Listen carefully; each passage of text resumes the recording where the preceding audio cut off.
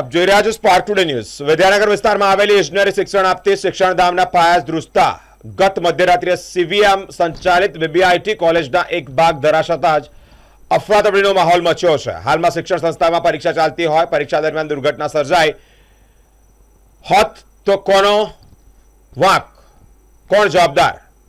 ફફડાટ વ્યક્ત થતો જોવા મળ્યો છે। આકસ્મિક દુર્ઘટનાની જાણ મનપા એસ્ટેટ વિભાગ અને ફાયર વિભાગ તેમજ પોલીસને જાણ થતાં ઘટના સ્થળે તેઓ પહોંચ્યા છે। ત્વરિત કામગીરી હાથ ધરવામાં આવી છે। સદભાગ્યે મોટી જાનહાનિ ટળી છે। જાનહાનિ ટળતાની સાથે હાશકારો પણ તેઓએ અનુભવ્યો છે।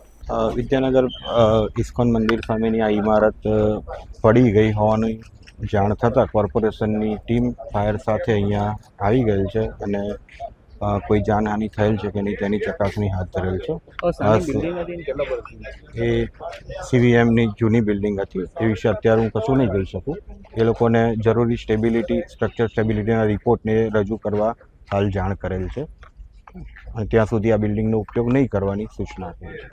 આજ રોજ રાત્રિના કલાક 11:35 વાગે વિદ્યાનગર ખાતે આવેલ બીએનબી પોલિટેકનિક કોલેજનું બિલ્ડિંગ ધરાશાયી થયું છે તે બાબતની જાણ થતાં વિદ્યાનગર પોલીસ તાત્કાલિક ઘટના સ્થળે ધસી આવેલી। પોલીસને, એમ્બ્યુલન્સને, ફાયર બ્રિગેડને જાણ કરેલી। કરમસદ આણંદ મહાનગરપાલિકાના પણ જવાબદાર અધિકારીઓને બોલાવેલા।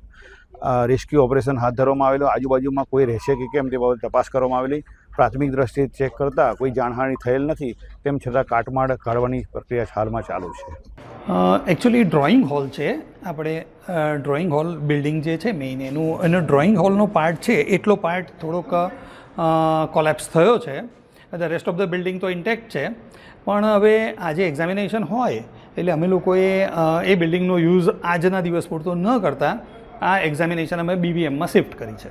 સર, ઘટના કઈ રીતે બન્યું કોઈ ખબર છે? લગભગ રાતે 12 વાગ્યાની આસપાસ આ બધું બનેલું છે, એટલે હવે શું થયું શું ન થયું, કારણ કે આજે એક્ઝામિનેશન છે એટલે અમારું ફોકસ અત્યારે આજની મેઇન સવારનું સેશન અને બપોરનું સેશનની એક્ઝામિનેશન પર છે। એના પછી એનું બધું એનાલિસિસ થશે કે ભાઈ કેમ આ બધું થયું। રિનોવેશનનું કામ કંઈ ચાલુ એવું કંઈ? હા, મામૂલી રિનોવેશનનું કામ તો થરલી ઇન્સ્ટિટ્યૂટમાં ચાલતું હતું। સર, ગત રોજ પણ આ જગ્યાએ એક્ઝામ લેવાઈ એવું કોઈ જાણકારી? ના, આ તો ડ્રોઈંગ હોલનો પાર્ટ છે। એક્ઝામિનેશન ક્લાસરૂમ્સમાં થાય છે અને બધા ક્લાસરૂમ આપ જોઈ શકો છો એ રીતે બધા જ ઇન્ટેક્ટ છે, બધું જ ઓકે છે, પણ બિકોઝ એક પાર્ટ હતો એટલે આપણે એવોઇડ કરીએ કે ભાઈ આજનો દિવસ ન લઈએ ને એક્ઝામિનેશન।